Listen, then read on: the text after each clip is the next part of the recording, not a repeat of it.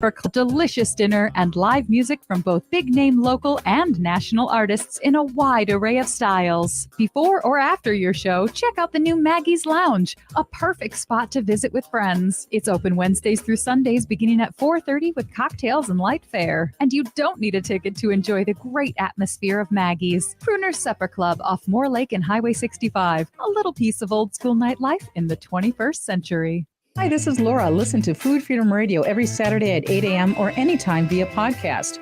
Our individual health is connected to the health of each other and connected to the health of the earth. We know the problems with the dominant food system: climate change, deadening soils, nitrates in the water, factory farming, injustice, concentration of wealth. How do we both as individuals and as a community step up and support a living food system which honors the earth? Tune to Food Freedom Radio every Saturday at 8 a.m. and remember to support your independent farmers. With your AM 950 weather, I'm Brett Johnson. Look for clear skies tonight with a low around 18. Tuesday partly sunny with a high near 37, and Wednesday sunny with a high around 40. Get the appliances you've been dreaming of for less at Warner Stellian's year-end clearance. Shop closeouts, scratch and dent, and floor models. Plus, buy more to save more. Take 10% off 2 red tags and 15% off 3 at Warner Stellian's year-end clearance. Portions of the following program may be pre-recorded. The views expressed and the opinions given by the individual host, guest, random reptoid, or chupacabra may not necessarily reflect those of AM 950 Radio, its affiliates, or its sponsors. Now, it's time to step into the unknown.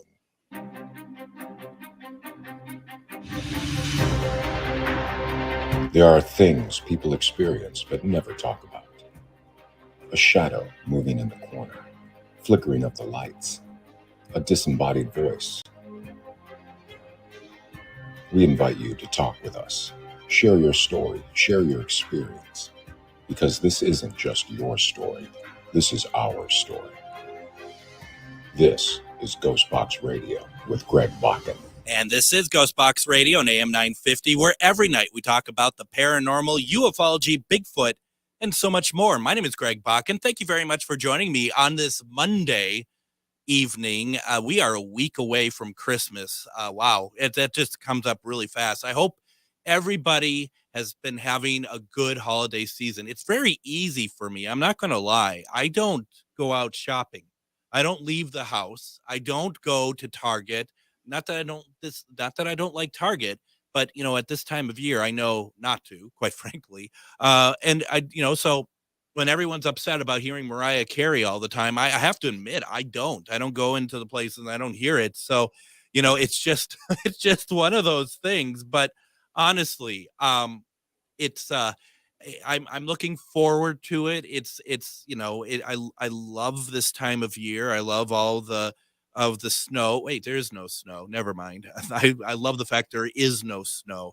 I know that a lot of you love your white Christmases and stuff, and I do truly sympathize with you, or is that empathize? But either way, we still are going to have a great time, and I hope everybody is going to have a great Christmas. I'm saying all this now because I won't be with you all on Christmas. Not that you'd listen to me on Christmas. Not that you should listen to me on Christmas.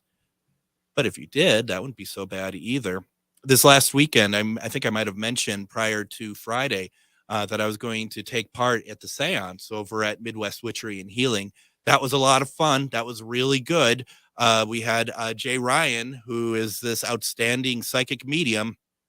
He had a bunch of messages already for us when we got there, which was really interesting. He brought up something from my past that I was not overly thrilled about, but I mean, it was there. I went with Mandy, and Mandy was getting some great messages, and Carla was there, and there's some really interesting connections happening between Carla and somebody else that was there, that they knew each other without knowing each other, if that made any kind of sense. That's what this stuff is for.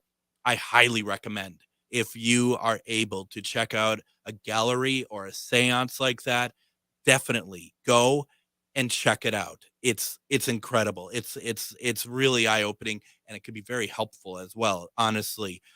Speaking of helping, I find this very interesting, and we've had on Moon Girl before talking about dream interpretations and whatnot. But we're taking a slightly different look at it tonight. And I'm really excited to have this conversation with Meg Bartlett, who is an oracle and dream interpreter that specializes in nightmare analysis and guidance to the Twin Cities. Through 10 years of personal chronic nightmare experiences and weekly sleep paralysis episodes rooted in complex PTSD, Meg dug deep and did the work necessary to come out on the other side. She now lives an amazing life she never thought possible, free of nightmares, and has turned around to help people with similar experiences. Meg uses her extensive personal knowledge, intuitive abilities, and empathetic nature to help others connect to their own internal wisdom and leave demons behind. Meg, welcome to GhostBox Radio. Thank you so much, Greg. I'm glad to be here. Oh, I am so glad that you're here. And thank you once again. Just a little insight into how radio works, folks. It wasn't until this afternoon that we were able to catch up and commit that you're going to be on tonight. It's just kind of how it works. Even though I started putting all over the place that you were going to be on, maybe I'm intuitive. Hey, that's probably it. You're tapping in. I'm tapping in. It's such an interesting conversation. And one of the things that Meg has agreed to do is if we don't take calls here, because I don't have Adam here with me tonight, but if you want to put into the chat and you go over to GhostBox Radio with Greg Bakun on Facebook or AM 950 Radio on Facebook and you're listening to us live, put in the chat, there's a dream that you want interpreted. Meg has graciously agreed to do a look at it and talk about it. And that to me is really pretty outstanding, because I think that's putting you on the spot, but this is what you do, isn't it? It is. I put myself on the spot all the time. I do a lot of local events here in the Twin Cities, and everything I do is, just in the moment. So I can take a look at anything, and I'd love to help anyone listening to the show tonight. And you started off with your own nightmares, with your own situation. Based on the bio that I read, it sounds like that it was a lot of self-help on your end to get yourself through it. Oh, yeah. Yeah, so I have a really interesting background. I've been all over the place. I was in the military actually for about 5 years as well. So my childhood was really traumatic. There were a lot of different things that happened during those years. And it got to the point where I knew I had to leave. So I'm 18 years old and things just are not working out. And I'm like, hey, if I want to continue being a part of this world, I really need to get out of here. I need to remove myself from the environment that I'm in. I need to go find something else.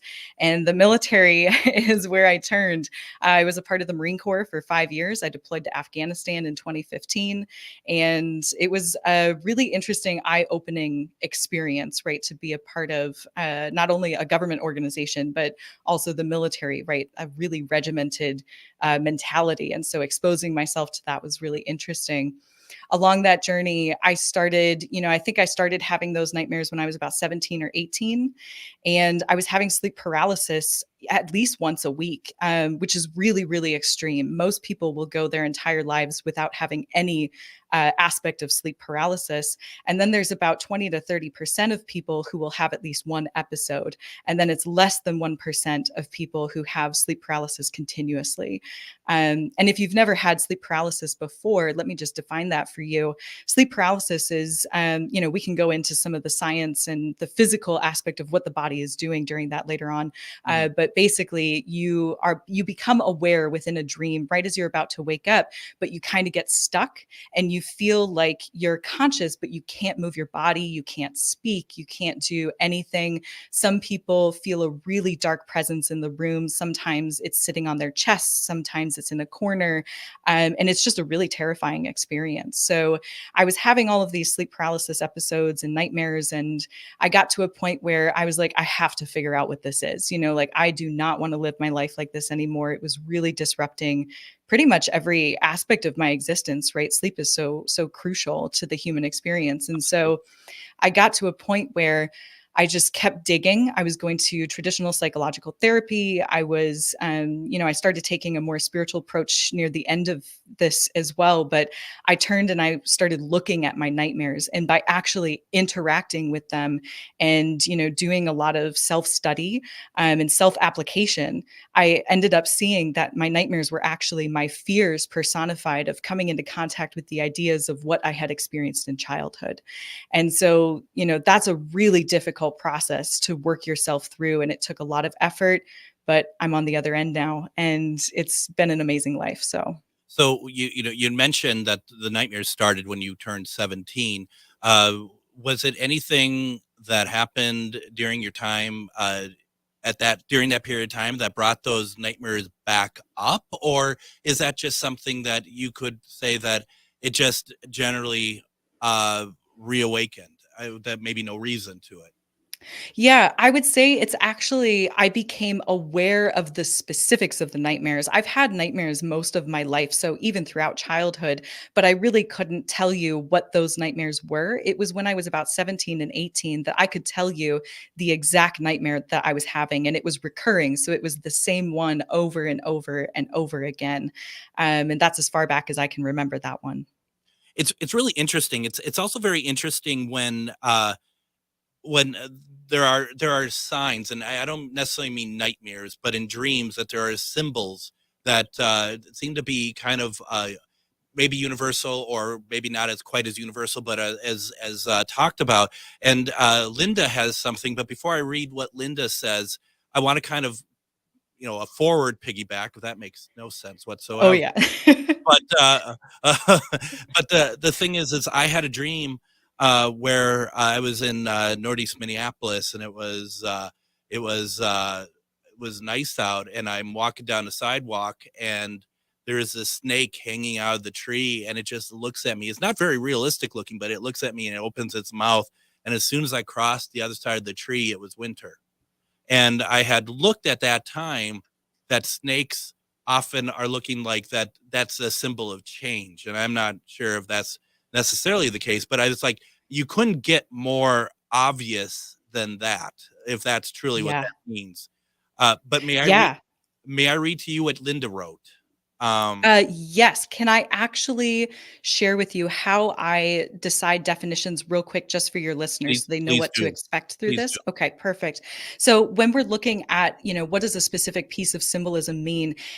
Anybody can go to dreamdictionary.com, right? And look up the multitude of different things that are going to pop up. A dream dictionary is a great resource, but only for the initial, like getting the juices flowing. Right. Every single person on the face of the planet has their own unique dream language. Your dream language is shaped by your unique experiences, the emotions that you feel about those experiences, and your soul signature as an individual as well. And so what is, like the definition of a snake for one person might not be for another. A real quick example I always use to help people process this is, I'm a dog owner. I love my dog very much.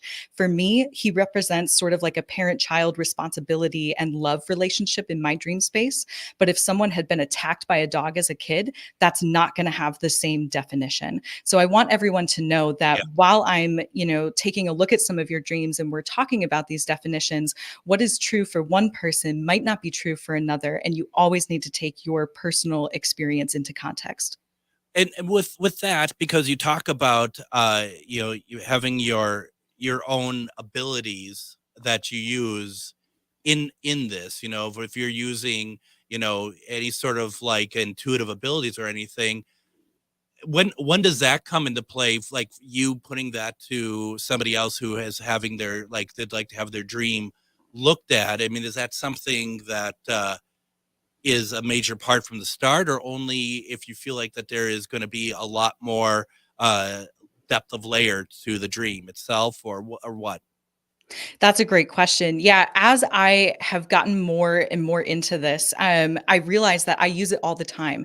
And so the way that I do this is I pick up on psychic or intuitive, empathetic information. Just your information is all around you, right? And as I'm talking to you, I can kind of pick up on that. I use it to help me narrow down the definition for a person. So if there's a, like a really dramatic life event that happened around a particular piece of imagery, I might be able to pick up on the emotional signature that you have tied to that memory, and that can help me further define it in the moment. So it's more of like it helps me streamline the process. Does that make sense? That makes sense. And I mean, because there has to be a point that you have, based on what you said about like the meanings and the symbolism in the dreams, there has to be more than just because it is like, okay, well, maybe snake doesn't mean that for, when we read Linda's, but then how do we go further on it? And I think that that kind of has to be, in my mind, the only way to go further on it without some sort of like really like psychological deep dive that might include like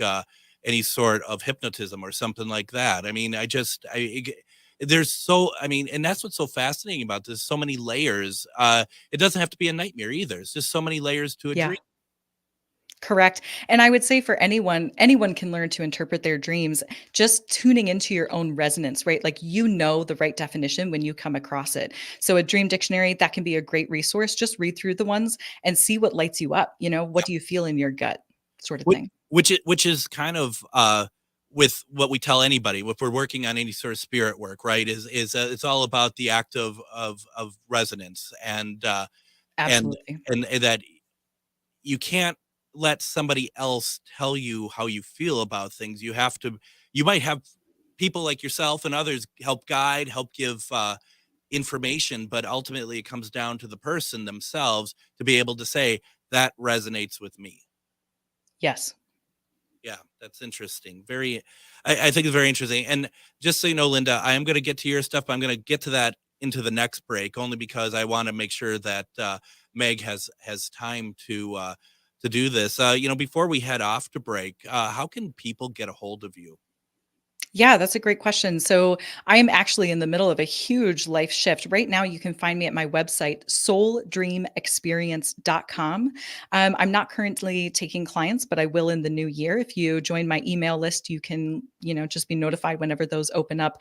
I am shifting sort of my business name and website though. So we'll be kind of migrating everything over. You can find me at Instagram as well, souldreamexp, as in experience points. So that's fantastic. That's really exciting.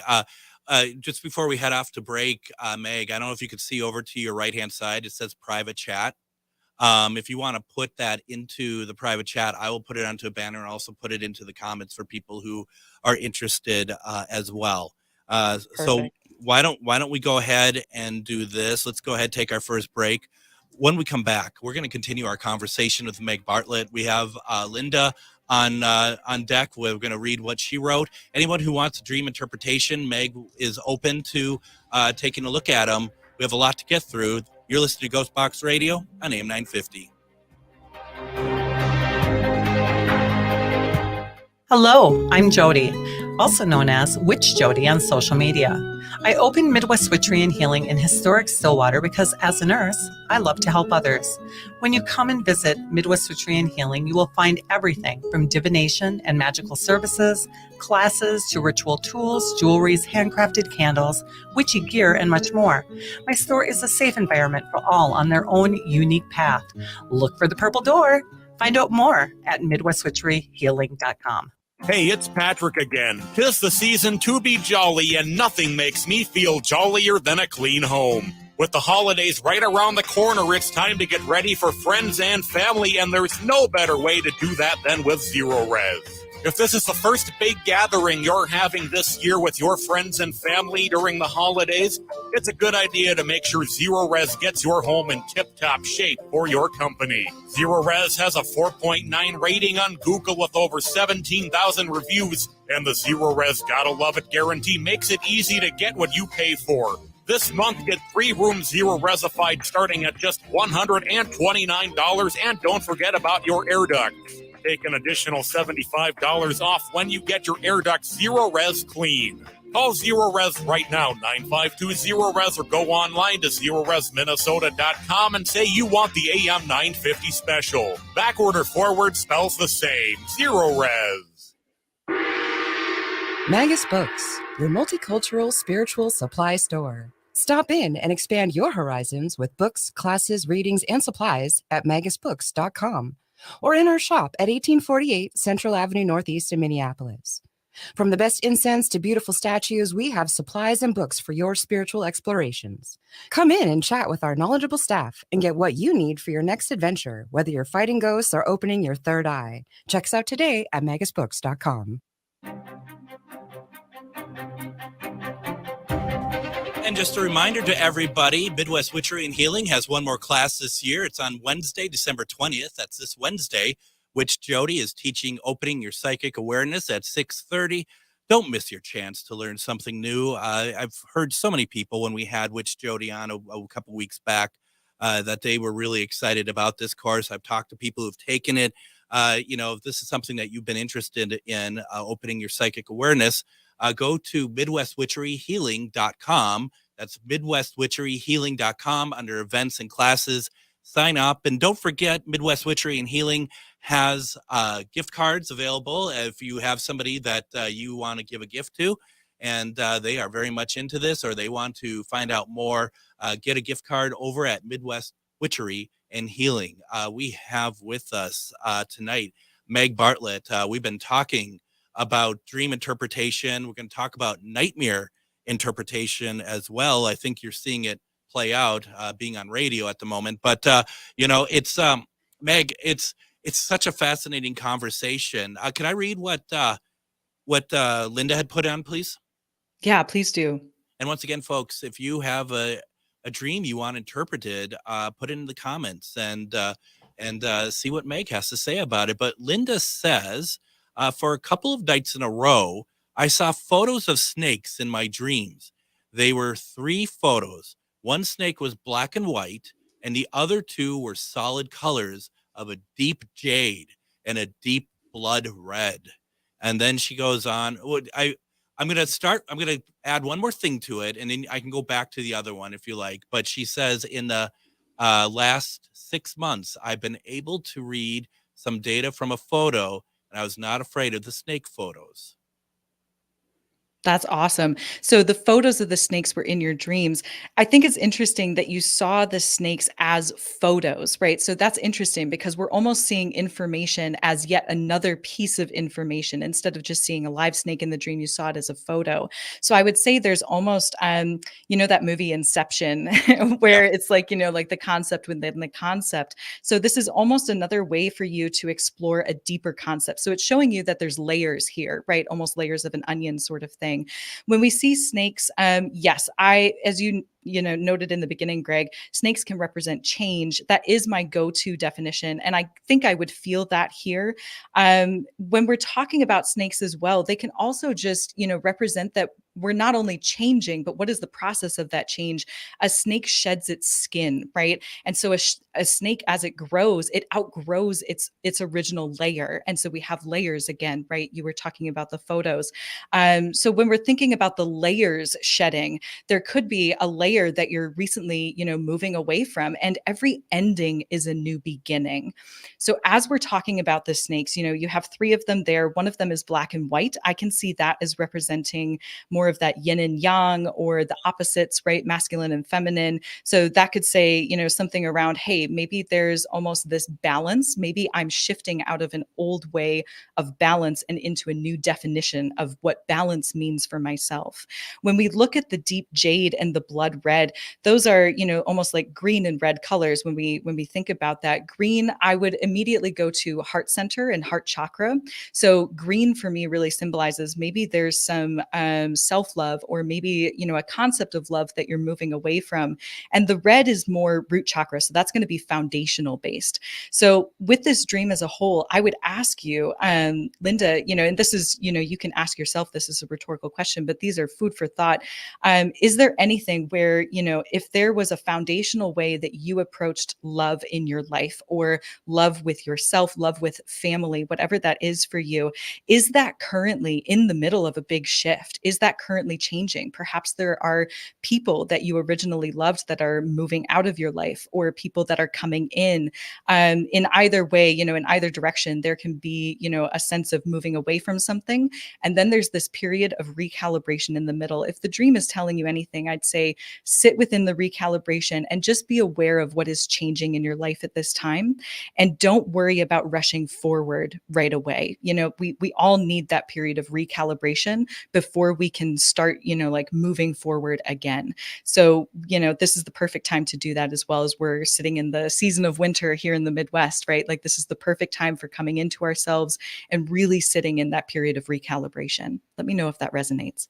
That's cool. Thank you for that. And we were talking with Meg Bartlett. We're talking about dream interpretation as well as nightmare interpretation. To find out more of what she does and how she can help you, go to souldreamexperience.com. Sign up for her mailing list there. Get on her newsletter mailing list. So I want to talk about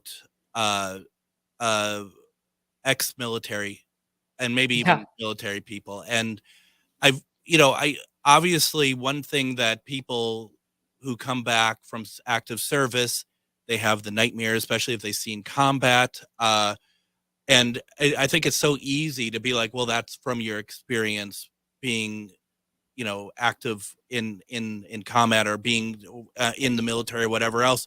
But I think that has to be too easy of an explanation, right? Because there's probably more to it. Even if it was, that you still want to be able to try to put an end to that, right? Yeah. So the nightmares, and for me, it's been a really unique experience because they started when I was so young, outside of that military experience. And then it kind of, just added on top. It was almost like adding another layer to it. The first thing is, it's so interesting for me to be a part of the military, and not just the military, but the Marine Corps. Like, that's a really intense branch to be a part of. And now to be doing, this energetic, psychological work, like, that's a huge 180, as some people would say it. But anyone who's joining the military is doing it for the purpose of, they want to better the world in some way. And maybe this is the only avenue that they know how right now. When it comes to, dealing with those nightmares and, with PTSD especially. So serving over in Afghanistan, we took mortar fire almost every night that I was there. And so you wake up in the middle of the night, you're jarred awake, and there's just, there's just mortar fire everywhere. You're taking bombs, and the bases, you have to remain within a shelter. Some people have to get up and move. It's a whole thing. And just the exposure to the noise over and over and over again, even not seeing combat. Thankfully, I didn't see combat. I saw some other things, but I didn't have to see combat. But just being exposed to that level of, I could die at any moment, that really does something to the brain, and it does something to the body before you even, deploy. And for people who have never deployed, they can still have a level of PTSD, even just from boot camp. Boot camp is a really intense experience. You're on a very regimented program. Sometimes people are almost shocked out of, their what they knew life to be before they enter this space. And whenever we talk about PTSD in general, it's all relative to the individual. There is no comparison, right? Because everything that you experience is only in the context of your reality. So what is really difficult for one person might not be that difficult for another, but it doesn't, there's no comparison between the two, because, it's only in the context of this other person's reality. So it really is a subjective experience. Is there, I'm sure there is like a debrief in a sense when you're in the military, especially going overseas. I think about my great uncle Chet, who was on Normandy in June of 19 Intense. And he tells the story of his his tank mate when they're on the beaches, and he popped his head out to see what was going on, and he fell back into the tank without a head. And the idea of, like, Uncle Chet was probably one of the most gentle people I've ever seen in my life. But he was also somebody who never, I had to ask him about his military experiences. He didn't freely give them.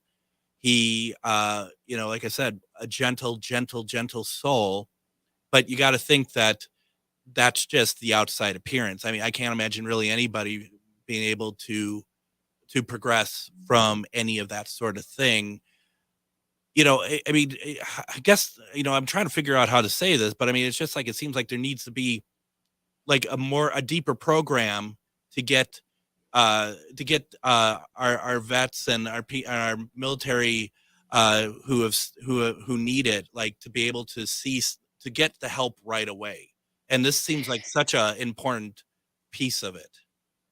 Yeah, I'm really glad that you're bringing this up. It's really interesting. I kind of want to go back to, you were saying he was such a gentle soul. And I think being a part of the military actually has made me even more of a gentle soul. And that sounds a little bit backwards, right? But it's given me this insight into empathy for other people. A lot of people, and I did this for the first few years that I was out of the service. I think I've been out for about 8 years now. But for the first couple of years, I really put out my hard shell. But that's only because the interior was so soft, and I had so much empathy for the people who had experienced not only what I had been through, but the people on the other side, like the people that we were there to be in conflict with, right? Like when you go overseas, you see that we, like, literally everyone on the planet is just trying to live their best life. Literally everyone. And, sometimes you are just a pawn piece and you're trying to figure out, how do I help the world, and how do I do this? And it makes you this loving, empathetic person. But sometimes it's so hard, especially in our society, when we've been set up to think about the military as you have to be gung-ho, you have to be this, really, like stubborn, shelled person. And if you show us that you have a soft center, then that is wrong. And that's, really a tragedy in our society today. So we're in the middle of unpacking that, right? Like, as a collective group. And I would say that all of these, men who really are, like softies at heart, but, they have that shelled exterior, they're just protecting themselves from what society has put on them, right? And I did that myself. So I would say that, first of all.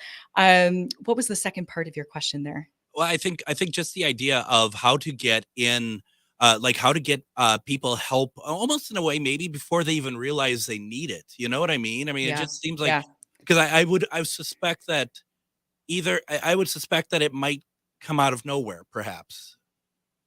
Yes. So the help at the end is really, they do have a program that you take as you're exiting the military, but there's so much stigma around it, and everyone's just like, oh no, it'll be fine. And you're so excited to get out anyways. You're just like, I'm almost free, like I'm ready to go.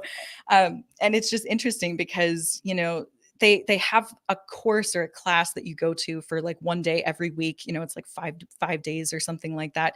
And you walk away, but it's almost like 5 days, checking the box, one and done. But then you get out into the real world, and it really is different, right? Like, I completely struggled. The first year after I got out, I moved actually all the way across the country. I had been stationed in Maryland, and I moved all the way to Washington State, to Seattle.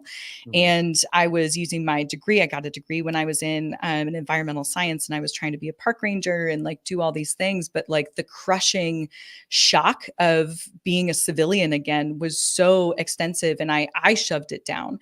And so it's not even that the military is not doing their due diligence. I just don't think they know how, because it's such a systemic, like, it's so societal, and it's so conceptual, and it's so individual to the experience. I was telling myself I didn't need help because I didn't want to have to need it until I was already in, the deepest part of the pit. So, and that was something I was going to ask too. I mean, by definition of being in the military, especially like through the boot camp and stuff, where you need to be tough. Yeah. You have to show, and I can understand even any early onslaught of PTSD or anything said out loud might be contrived as a sign of weakness as well, especially if you're so close to getting out or so close to, the action.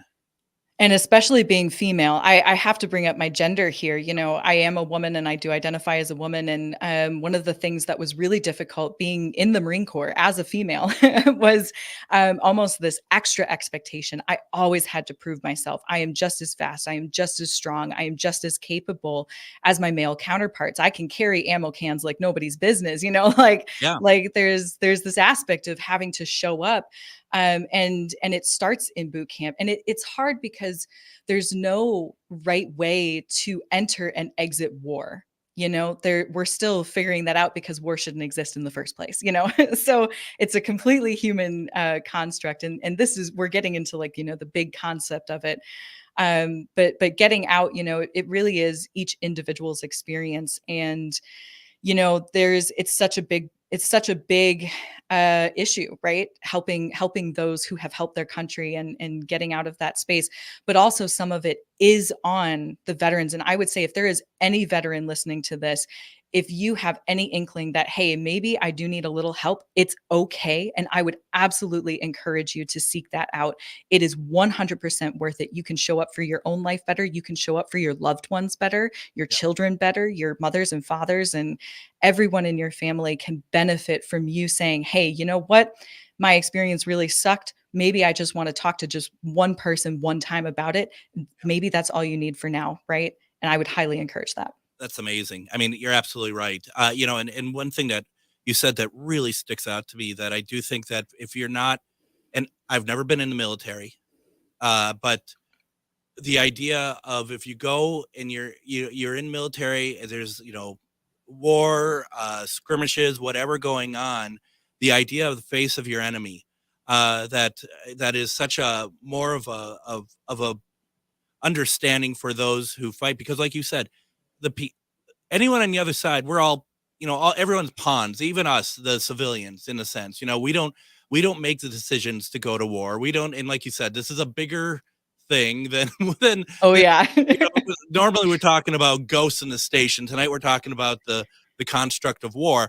But I mean, it's important because it is a matter of that.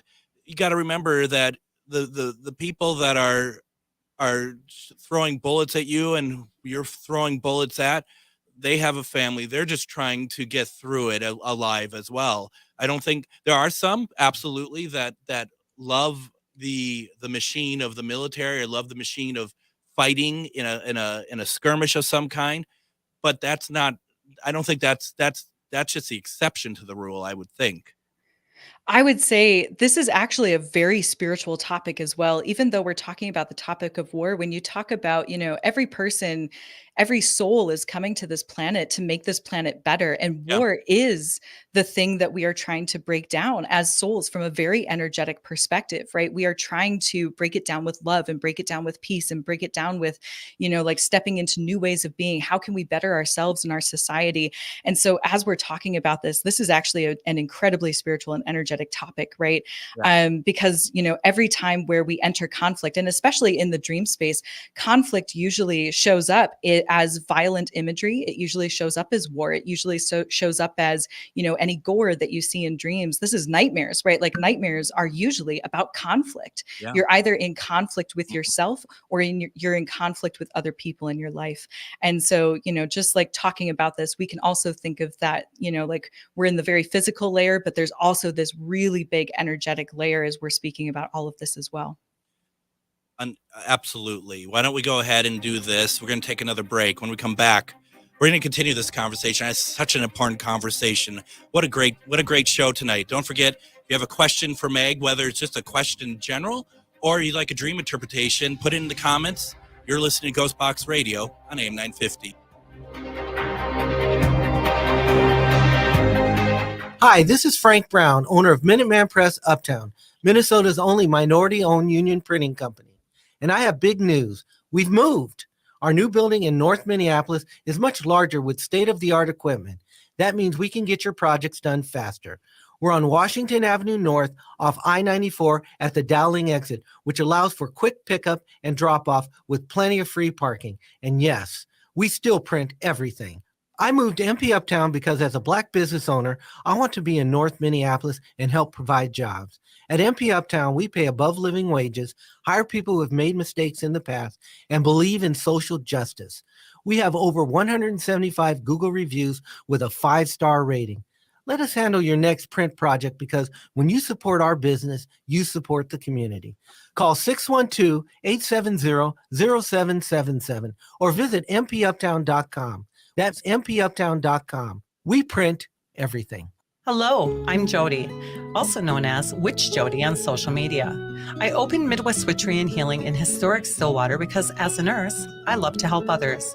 When you come and visit Midwest Witchery and Healing, you will find everything from divination and magical services, classes to ritual tools, jewelries, handcrafted candles, witchy gear, and much more. My store is a safe environment for all on their own unique path. Look for the purple door. Find out more at MidwestWitcheryHealing.com. With your AM 950 weather, I'm Brett Johnson. Look for clear skies tonight with a low around 18, Tuesday partly sunny with a high near 37, and Wednesday sunny with a high around 40.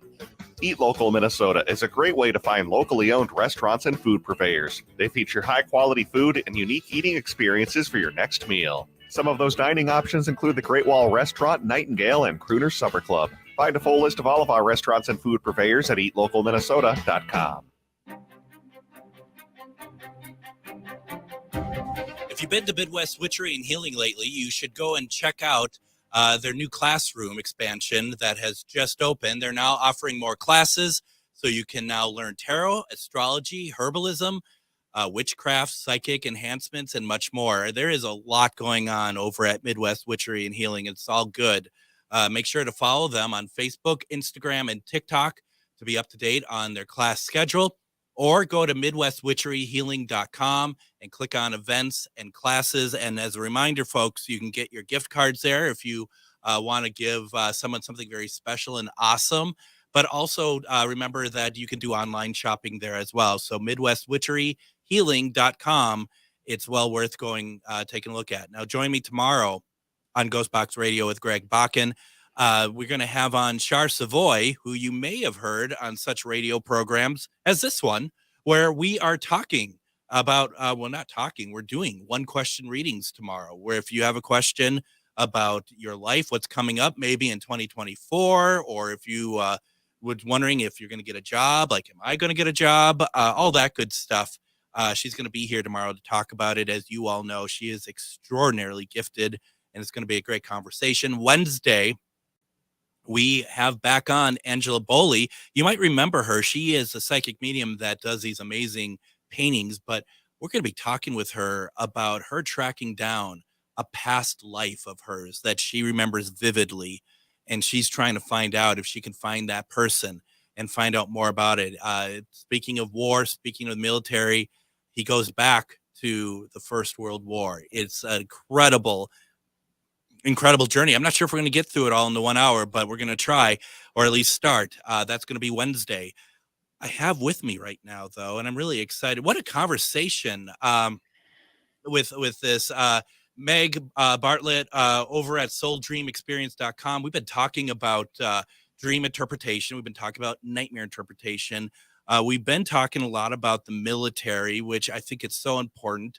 If you have a question for Meg, or if you'd like to have her try to do a dream interpretation, please put it in the comments. What about, Meg, what about the fact that, just some of us who haven't been in the military, obviously we get nightmares as well. Do you find any sort of commonality as to, like, when people come to you about nightmares? Is there like one thing that, I'm not saying everyone has the one thing, but maybe one thing that sticks out the most that is like, oh, well, this is why you're having these type of nightmares? Yeah, actually, there is one overarching concept within this work, as doing nightmare analysis and helping people understand that about themselves. Nightmares are always you talking to yourself in some way. And so I think what I like to tell people is that your nightmares are actually one of the most beneficial types of dreams that you can have in your human experience, because they show you exactly where your fear lies. They are your fears personified, especially especially when it comes to sleep paralysis. Sleep paralysis, you're almost catching yourself. And we touched on this a little bit in the beginning of the show, but you almost catch yourself in this moment. And it really feels like this dark presence. And usually when it comes to sleep paralysis, especially, I find that people with sleep paralysis have suppressed something so much that they've created this extra horrifying experience for themselves. And the only way to get through it is to unpack it, right? And so I want anyone out there, if you ever are waking up from a nightmare, the first thing to do is really just wake up and turn the lights on. Seriously, make yourself okay in the moment and come out of it. And then after that, you can start to lead within the ideas of, okay, this is a nightmare. I'm trying to tell myself something. So much during this lifetime, we have those moments where we're like, oh, it's not that bad. I can push it off. It's okay. And it really might be something that's bothering us. Your nightmares are asking you to answer the things that bother you, because only you can change your life. You are your own greatest catalyst for change, right? And so you're the only person who can make the changes that are necessary to live your life without fear. And the entire, like we go through so much in our lifetime, and we take things on and we pull things off, and it's a whole thing, right? But our nightmares are really there to show us exactly what we are fearing in the moment, or where conflict exists or dissonance. And you can get a lot from your nightmares. And they're a great way to self-reflect and say, okay, what is really going on in my life right now? What am I not showing myself? And then you can do something about it. What happens when it's reoccurring? Because sure, once in a while you get those nightmares. There's like, what's going on there? But when you're getting them either multiple nights or a few times a week, is that like kind of like at a very critical point then? Yes, it is. Recurring dreams are you trying to tell yourself the exact same message over and over again because you're ignoring it. So if you have those recurring nightmares, right? If it's the same theme, even if it's not the same imagery, if it's the same theme, or maybe there's like a similar place that you go. Let's talk about houses real quick. I feel like someone out there, one listener might need me to talk about houses. There's something where a house in the dream space, I really think it represents our, psychological structure. So the main floor of a house in the dream space represents our everyday thoughts. Like I'm going to work, I'm coming home, it's my family, I'm in the living room, the kitchen. These are very like middle life experiences. When we talk about the attic as a part of the house, that's our spiritual or religious thoughts, our thoughts about what else is out there, like how do I connect to the universe? And then the basement, which is where most nightmares in houses occur, right? Like that's our subconscious, and that's the skeletons in the closet, like that's the dark stuff that we don't really want to look at. Or it's the stuff where we put all the boxes downstairs and we just look away and pretend they're not there, and so when you're thinking about houses in the dream space, that can just, right away show you exactly, where you're experiencing some of that fear or conflict in your life. If you're having an argument with someone in the kitchen of a home in your dream space, then, is there someone in your waking life or someone in your family that you're currently in conflict with? If it's in the basement, it's usually about yourself. Can I switch gears a little bit on here? Because you made me think about something. And it's not nightmare per se. It was not nightmare at all. You lose somebody, you lose someone close to you. What's do you see anything common in dreams about loved ones? And it's a two-part question of loved ones actually coming back in the dream, that they're actually truly your loved ones and not your personification from your brain. Absolutely. There's two different ways that I talk about past loved ones in the dream space, and we call those visitations as well. So visitation dreams are very common. That's actually one of the dream types that I get asked about the most often, because it usually sticks with people, right? They remember those ones because they're so emotionally impactful. And the emotion is really the key here, right? If you're really, attached to someone, let's start with the psychological definition, and then I'll take you to the spiritual. Whenever I talk to people about these, I like to say, always listen to what resonates for you.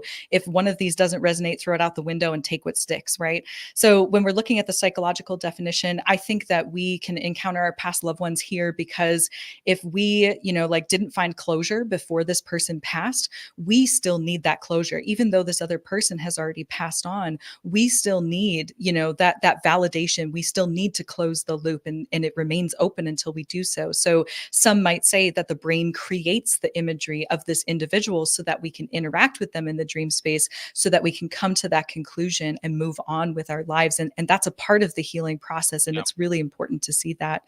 When we talk about the spiritual, I really do believe, and I have experienced this many times myself, loved ones coming in and sitting with me. Usually it's a very emotional experience. They're there to tell me, hey, I'm okay. You're okay. I understand these things that we couldn't talk about in waking life.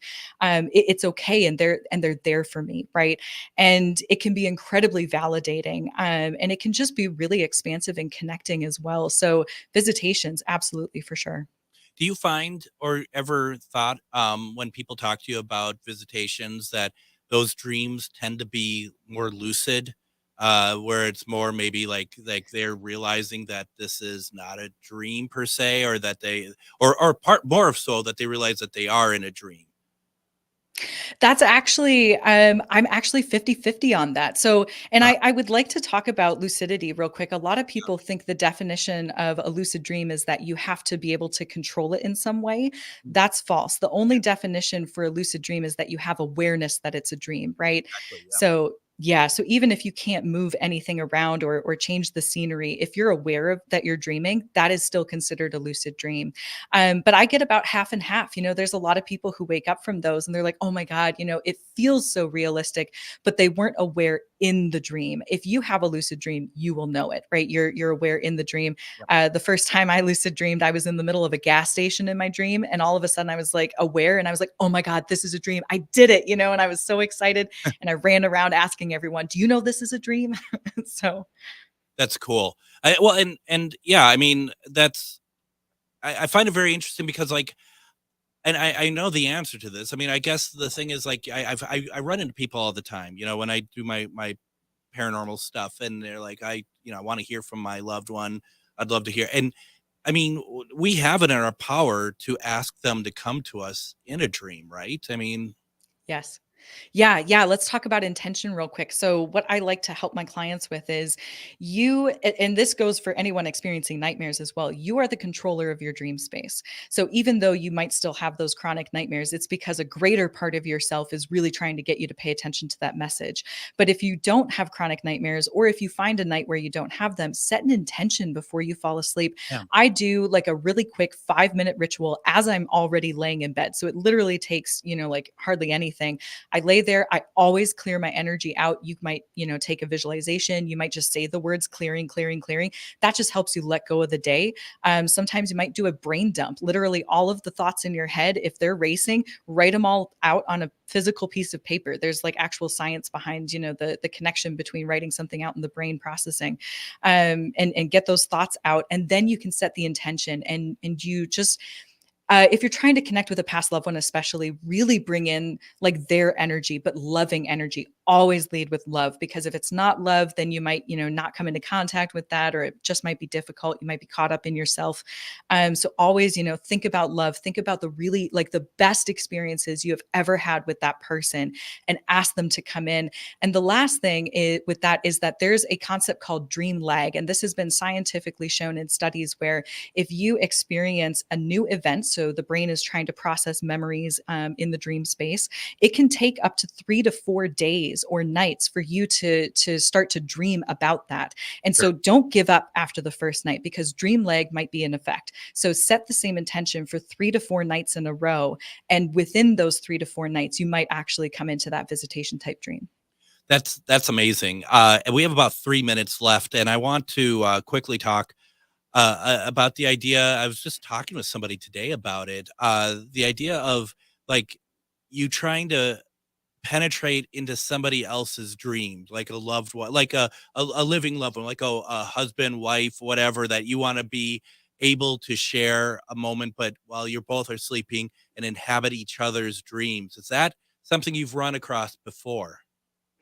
I've heard the concept. I like to steer my clients away from that because consent is always an issue, right? So if you're with your partner and let's say you both want to meet up in the dream space, have a dedicated conversation beforehand so that you're both on the same page. Whenever we're trying to enter someone's dream space, especially I get this a lot with like questions of exes, right? Like if I'm curious about what my ex is going through, I would just steer clear of that, right? That can really, just the energy of that doesn't feel good, and that can really invite some negative karma. karma in, and you don't need to know. You don't need to know. And, that's kind of a whole other plateau, right? That's open can of worms just in general with whatever else is out there anyway. I've heard people try it, and it doesn't seem like something I'd be all that interested in myself, to be perfectly honest. Yeah, there's way more than enough to explore in your own dream space. I'll just let everyone know. Well, and to your point too, I would love it if, because I know there's a number of people on here who have lost loved ones and stuff, and I would really like to see, reach out to us, reach out to Meg afterwards, or reach out to me. Let me know if it works. Send me a note at comment@ghostboxradio.com. I don't mean tomorrow, no, it didn't work. I'm just saying try it if that's what you really want. I know so many people who would love to do that. Yeah, and definitely give it a couple of days, right? That dream lag really is a thing. And don't give up after the first one. No, not at all. Real fast before we wrap up, is it possible that your loved one appears to you, but it's such a deep part of your conscience that you may not remember it at all? Yes, there are a ton of dreams, and this goes beyond loved ones, right? But any downloads or etheric information or anything like that, sometimes we come into contact with these ideas, and it's too much for us to pull forward into waking life just yet. And so some people will go even several years, and then they'll suddenly remember a dream that they had 5 years ago, right? But they've finally reached a point where they can actually process that information. So yes. How amazing. Once again, if you want to get a hold of Meg Bartlett, and you should, let's just put it that way, you can go to souldreamexperience.com. You're around here locally. Do you have any shows coming up that you're going to be at? Yeah. I'm looking at doing some of the Body Lab fairs next year. I'll also be at a Maria Shaw event in February. I think that is. I'm on the scene, so you can find me at a bunch of the upcoming things there. I'm going to be there as well. I'm planning on it at least. So yeah, no, that's going to be fantastic. Definitely go check it out. If you have questions, whatever, I'm sure you'll be happy to answer anything. Absolutely. What a great conversation. I really appreciate you coming on tonight, especially kind of last minute. I really do appreciate the talk. Yeah. Thank you so much, Greg. This was really fun. It was really fun. And I hope that we can have you on again. And what I forgot to tell you earlier is thank you so much for your service. I really do appreciate it. Thank you. I appreciate it. And I'd love to talk again sometime. That was Meg Bartlett. Thank you so much for being on, Meg. Join us tomorrow. One Question Readings with Shar. Everyone have a great evening, and we'll see you tomorrow. Take care, everybody.